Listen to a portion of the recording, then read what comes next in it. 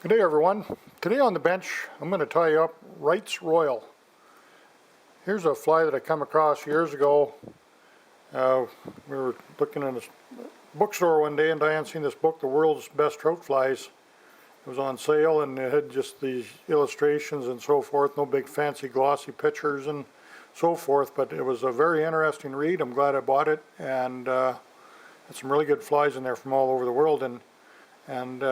Anyway, this little fly here, the Wright'S Royal, appeared in there more than once. There was other tyers that considered it one of their top 5 flies, and so it inspired me to tie a few up, go to the water with it, and it's proven itself to be quite a worthy fly. It's been around for a long time. Many of you probably know of it already or fished it.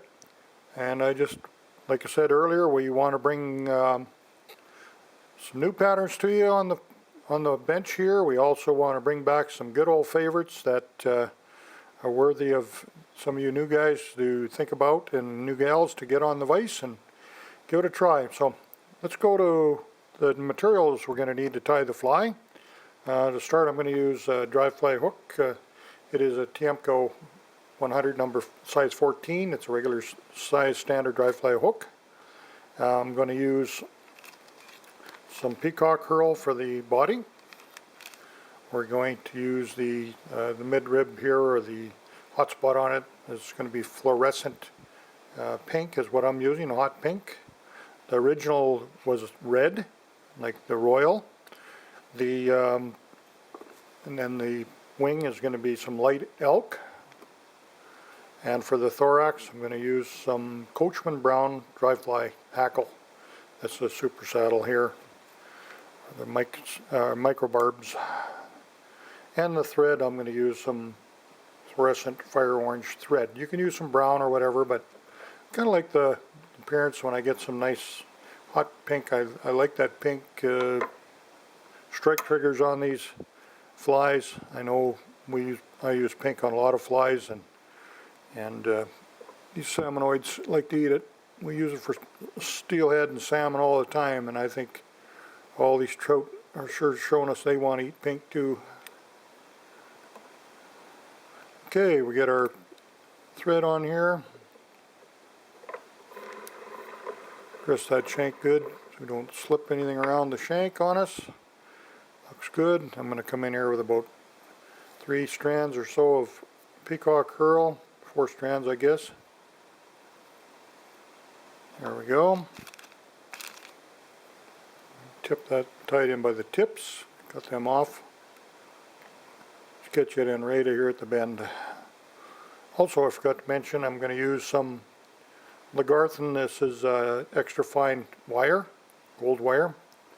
Use that for reinforcing the body. The peacock herl adds just a little bit of glint, and it also adds some strength. Peacock herl is quite fragile, as we know. I'm going to wind a smaller butt section up on it. Tie it down. Grab some of our floss. Use single strand, 4 strand, doesn't matter. Use red if you like. That's original. It worked well, don't get me wrong. It's not that it didn't. It worked great. And there's one of the streams we were fishing in Montana and British Columbia. It's been working great. Alberta. Forget about the Crow's Nest and many of those other good rivers and streams over here too in Alberta. All over the country. Any trout will eat this. They like. The Royal Wolf is a great pattern. The Royal family. There's so many flies tied with that. Peacock and red. I'm just going to, I just put a little bit of a few turns of peacock ahead of that pink. I'm going to counter wrap the wire forward.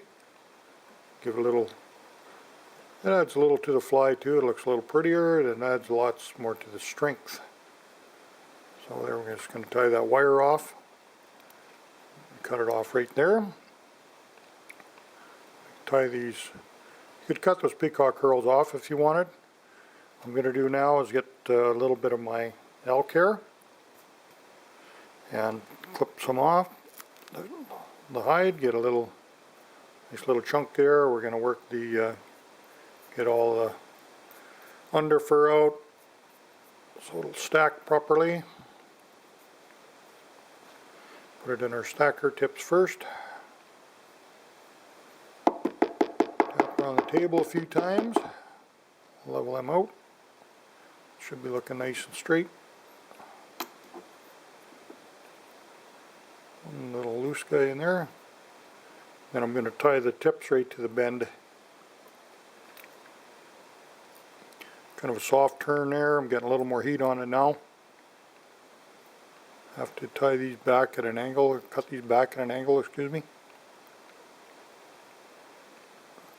And I want to cover those butts up with my thread. Put a little bit of pressure on that now. Lots of turns with the 8/0 thread. You use 6, but you get more turns with the 8/0. Just watch, you know how much pressure you can put on it too. Okay, now I'm going to come in with a dry fly hackle. It could be brown. I'm using Coachman brown. I like that color a lot. So it wants to turn on me here a little bit. Make sure your pressure's up.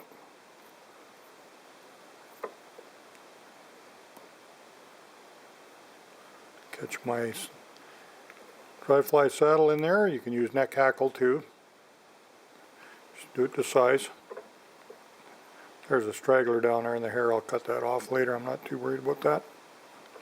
Now we finish our thorax up with our peacock curl.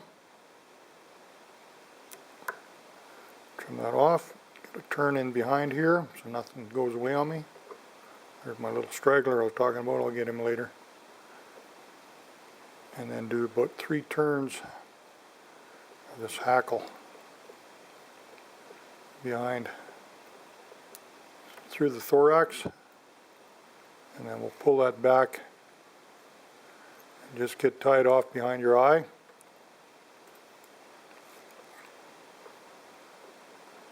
And I'm going to whip finish the head right there. Nice little short head. I just sawed off the edge of my scissors. And you see, what are these little guys doing down there?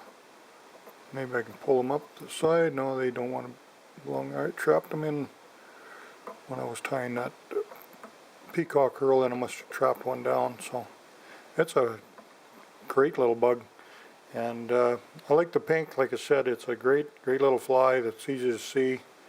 The thread in the front kind of matches another hot spot for you too. A real attractor dry fly for you, so it works through many different hatches or non-hatches, whatever. There's a lot of fish will come up, opportunists, and take a whack at this one. It's a nice fly for your box, so don't forget the Wright'S Royal.